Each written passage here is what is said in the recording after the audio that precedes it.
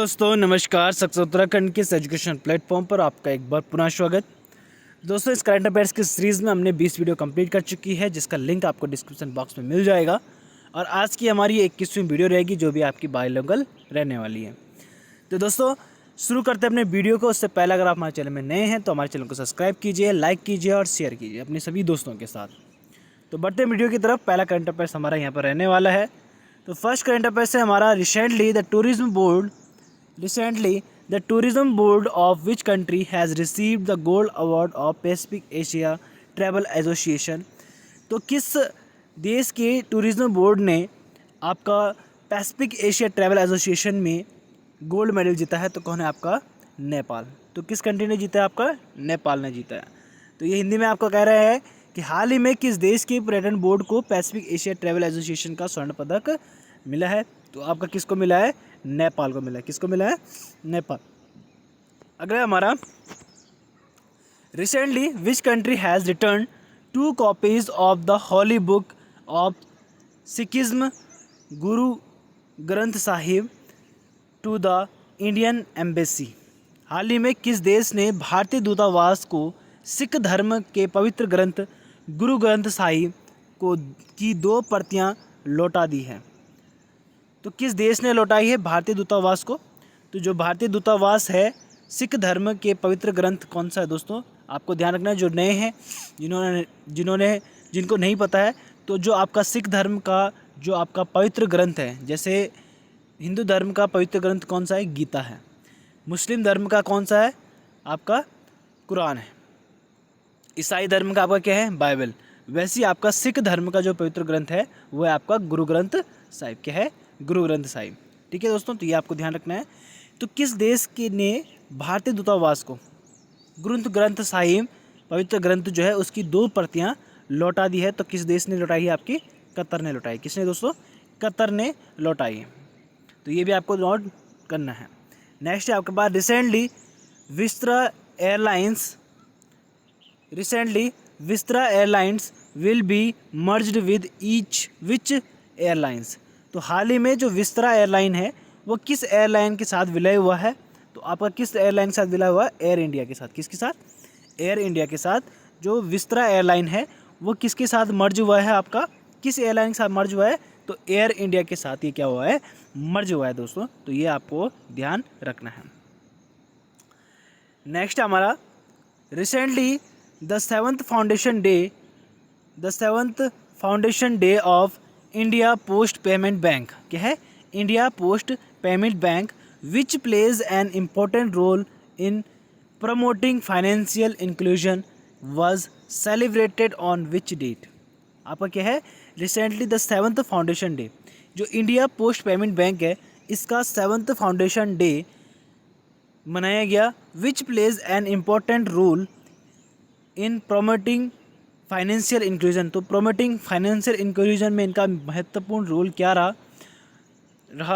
Was celebrated in which date? कौन सी date को ये सेलिब्रेट किया गया? तो ये बोल रहा है आपका पास कि हाल ही में वित्तीय समावेशन को आगे बढ़ाने में अहम भूमिका निभाने वाले इंडिया पोस्ट पेमेंट बैंक, जिसमें वित्तीय समावेशन को आगे बढ़ाने की अहम भूमिका निभाने वाला इंडिया पोस्ट पेमेंट बैंक जो है उसका 7वां स्थापना दिवस मनाया गया। कब मनाया गया? तो आपका 1 सितंबर को इसका 7वां स्थापना दिवस मनाया गया दोस्तों।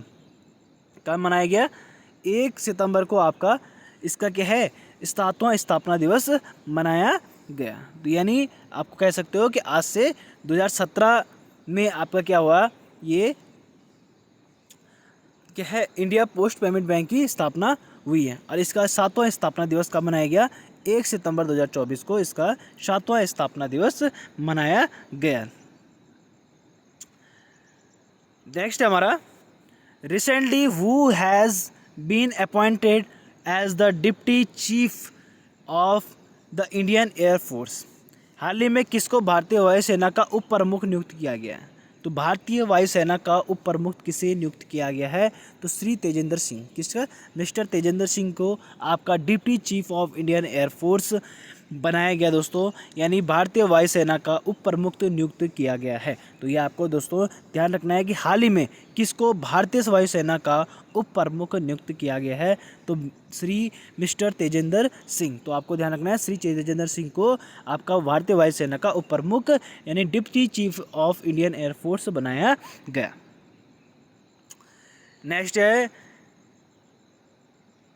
नेक्स्ट आपके पास recently the United Nation has allocated $100 million for humanitarian series crisis in how many countries.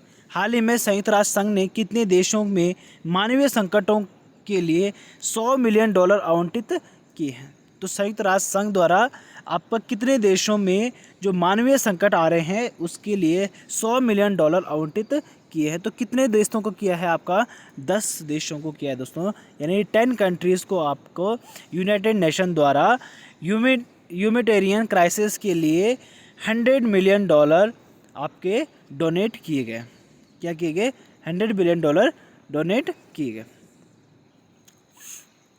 Next है आपका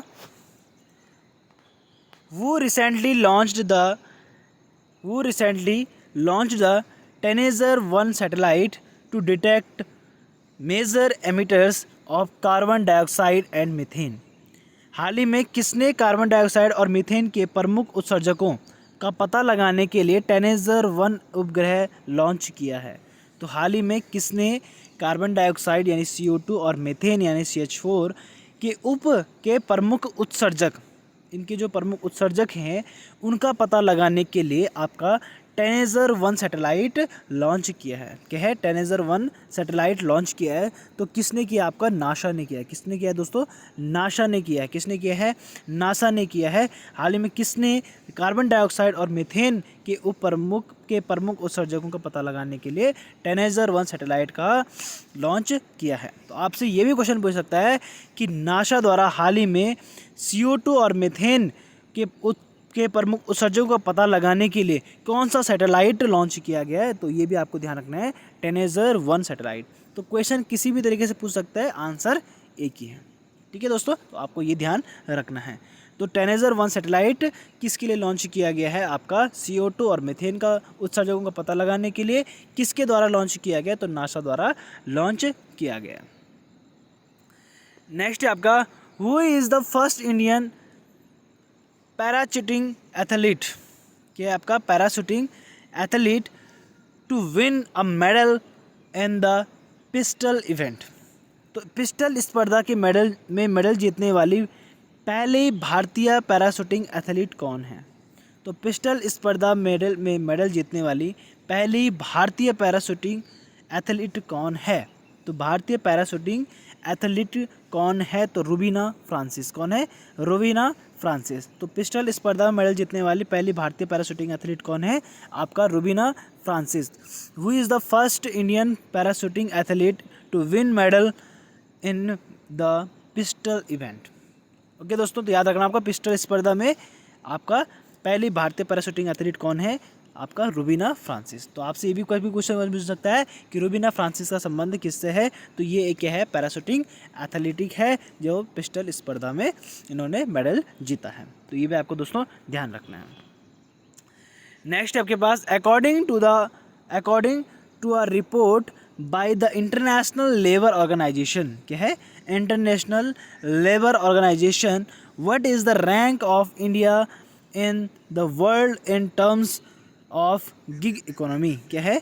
गिग इकोनॉमी में आपका इंडिया का कौन सा स्थान है, कौन सा रैंक है? तो आपका कौन सा है? सेकंड रैंक है दोस्तों। हिंदी में इसको देख लेते हैं। इंटरनेशनल लेबर ऑर्गेनाइजेशन की एक रिपोर्ट के अनुसार गिग इकोनॉमी क्या है?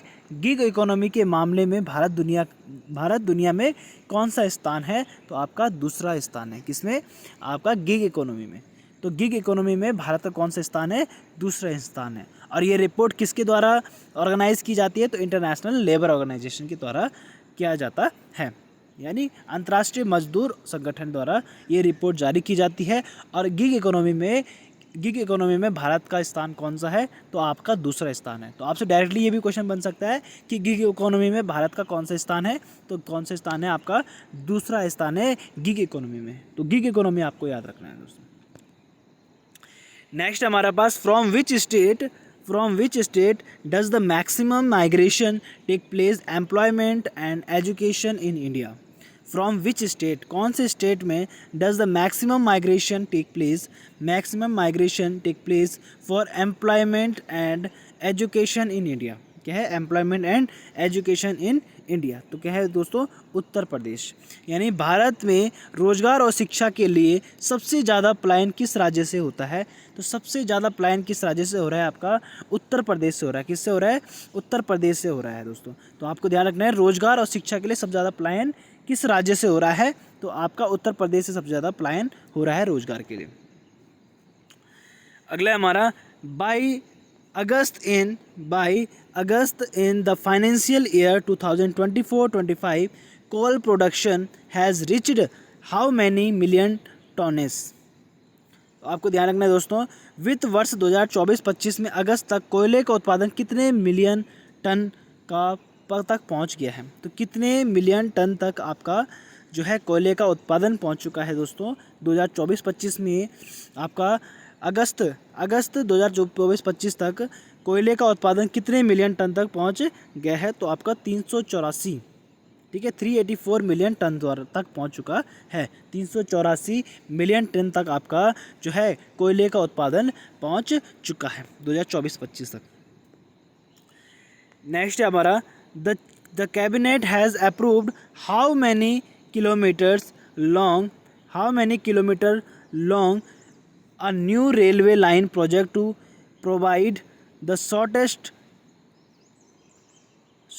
rail link between two major business centers Mumbai and Indore. तो मुंबई और इंदौर के बीच में कितने किलोमीटर की जो आपकी रेलवे लाइन है, कितने तक को मंजूरी दी गई, अप्रूव किया गया है? तो 309 किलोमीटर। ये हम लास्ट करंट अफेयर्स में भी पढ़ चुके हैं दोस्तों। कैबिनेट ने दो प्रमुख व्यवसायिक केंद्रों मुंबई और इंदौर के बीच सबसे छोटा रेल संपर्क, और दोस्तों यहाँ पर क्वेश्चन किस तरीके से पूछ किया कि ये जो रेलवे ट्रैक है ये सबसे छोटा रेलवे ट्रैक है। क्या है? सबसे छोटा रेलवे ट्रैक है। प्रदान करने के लिए कितने किलोमीटर लंबी नई रेलवे लाइन परियोजना को मंजूरी दी है? तो सबसे छोटा रेलवे ट्रैक कौन सा है दोस्तों? आपका मुंबई से इंदौर। क्या है? मुंबई से इंदौर। तो कैबिनेट द्वारा दो प्रमुख व्यवसायिक केंद्र हैं, दोनों व्यवसायिक केंद्र है मुंबई और इंदौर, इन दोनों के बीच में सबसे छोटा रेल संपर्क। तो आपको ध्यान रखना है दोस्तों, सबसे छोटा रेल संपर्क यानी आपका शॉर्टेस्ट रेल लिंक। क्या है? Shortest rail link between two major business Mumbai और इंदौर। तो कितने किलोमीटर का है ये सबसे छोटा? 309 किलोमीटर। कितने हैं? 309 किलोमीटर का है। नेक्स्ट आपके पास After SJVN received the prestigious Navaratna status from the government of India, what is the number of Navaratna companies? तो टोटल नवरत्न कंपनीज कितनी हैं आपकी दोस्तों? 25 नवरत्न कंपनियां। टोटल कितनी है? 25 नवरत्न कंपनी है। SJVN को भारत सरकार की ओर प्रतिष्ठित नवरत्न का दर्जा प्राप्त करने के बाद नवरत्न कंपनियों की संख्या कितनी हो गई है? तो कितनी हो गई? आप 25 हो गई। टोटल कितनी हो गई? 25 जो है नवरत्न कंपनी है। और लास्ट एक वीडियो में हमने करंट अफेयर्स में भी पढ़ा था कि हाल ही में कितनी कंपनियों को नवरत्न का दर्जा दिया गया? भारत की कितनी कंपनियों को नवरत्न का दर्जा दिया गया हाल ही में? तो हाल ही में कितनी कंपनियों को दिया गया आपका दोस्तों? 25। 3 कंपनियों को आपका हाल ही में दर्जा दिया गया है। इन तीनों को मिला के अब टोटल कितनी कंपनियां हो चुकी है? 25 कंपनियां हो चुकी है भारत की जिनको नवरत्न का दर्जा मिला है दोस्तों। कितना मिला है? 25 हो गई हैं। अब टोटल कितनी है? 25। और हाल ही में कितने को मिला है? 3। तो दोनों आपको ध्यान रखना है दोस्तों। हाल ही में कितने कंपनियों को नवरत्न का दर्जा दिया गया है? तो हाल ही में 3 को दिया गया है। और इन तीनों को मिलाकर टोटल कितनी कंपनियां हैं जिनको नवरत्न का दर्जा दिया गया है? तो टोटल अब कितनी हो गई है? 25 आपकी कितनी हो गई? 25 कंपनियां हो गई जिनको नवरत्न का दर्जा दिया गया है। नेक्स्ट है हमारे पास recently the National Human right Commission has organised a day training programme human right in India, यह है human right in India and collaboration with which university, कौन सी यूनिवर्सिटी में ह्यूमन राइट कमीशन द्वारा 2 दिन का ट्रेनिंग प्रोग्राम ऑर्गेनाइज किया गया ह्यूमन राइट इन इंडिया पे। ठीक है, मानवाधिकार पे तो कौन सा यूनिवर्सिटी आपके हाल ही में राष्ट्रीय मानवाधिकार आयोग ने किस विश्वविद्यालय के साथ मिलकर भारत में मानवीय अधिकारों पर एक 2 दिवसीय प्रशिक्षण कार्यक्रम आयोजित किया है। तो भारत में मानवाधिकारों पर एक 2 दिवसीय प्रशिक्षण कार्यक्रम शुरू किया है। तो किस यूनिवर्सिटी के में शुरू किया है इन्होंने? मणिपुर विश्वविद्यालय के साथ मिलकर इन्होंने इस प्रशिक्षण कार्यक्रम को आयोजित किया है। तो मणिपुर यूनिवर्सिटी आपको ध्यान रखना है दोस्तों। राष्ट्रीय मानवाधिकार आयोग द्वारा किस विश्वविद्यालय के साथ मिलकर भारत में मानवाधिकारों पर एक 2 दिवसीय प्रशिक्षण कार्यक्रम, कौन से 2 दिवसीय प्रशिक्षण कार्यक्रम आयोजित किया है? तो कौन है आपका? मणिपुर है दोस्तों। कौन सा है? मणिपुर विश्वविद्यालय। नेक्स्ट आपके पास according to a recent information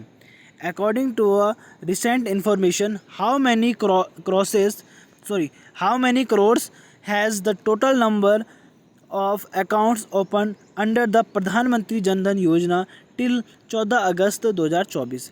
तो 14 अगस्त 2024 तक प्रधानमंत्री जन धन योजना में कितने खाते खोले गए हैं? तो अभी तक टोटल कितने करोड़ खाते खोले गए हैं? हाल ही में मिली एक जानकारी के अनुसार प्रधानमंत्री जन धन योजना के तहत 14 अगस्त 2024 तक खोले गए खातों की कुल संख्या कितनी है? तो कितने करोड़ खोली गई दोस्तों? 53.13 करोड़, यानी 53.13 करोड़ आपका जो है खाते खोले गए हैं अभी तक 2024 तक। 14 अगस्त 2024 तक कितने खाते खोल दिए गए हैं?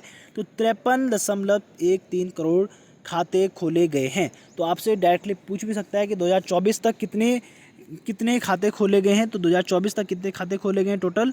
तो 53.13 करोड़ खाते खोले गए हैं। और आपसे अगर डेट तक भी पूछा जाए कि 14 अगस्त 2024 तक कितने खाते खोले गए हैं, तो 53.13 करोड़ खाते खोले गए हैं प्रधानमंत्री जन धन योजना के तहत।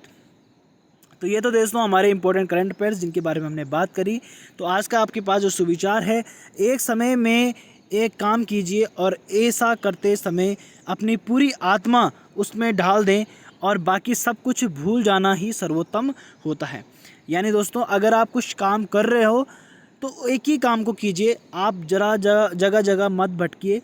जब कर रहे हो तो एक काम कीजिए और उसी को पूरी निष्ठा के साथ पूरी आत्मा उसमें ढाल दीजिए, पूरा समय अपना पूरा समर्पण उस कार्य को कर दीजिए और सब कुछ भूल जाइए। यही आपके लिए सर्वोत्तम है। यानी अगर आप तैयारी कर रहे हो तो एक एग्ज़ाम की तैयारी कीजिए और उसी एग्ज़ाम की तैयारी और उसी चीज़ को पाने के लिए आप अपना निरंतर प्रयास कीजिए और अपनी पूरी आत्मा अपना पूरा सामर्थ्य उसको पाने में, उस कार्य को पूरा करने में कीजिए।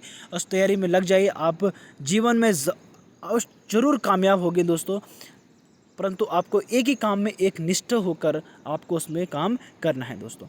तो दोस्तों आप हमें सपोर्ट कीजिए, लाइक कीजिए और शेयर कीजिए हमारे इस वीडियो को, और नए हैं तो सब्सक्राइब भी हमारे वीडियो को कीजिए दोस्तों। मिलेंगे आपको नए करंट अफेयर्स के साथ कल, तब तक के लिए धन्यवाद।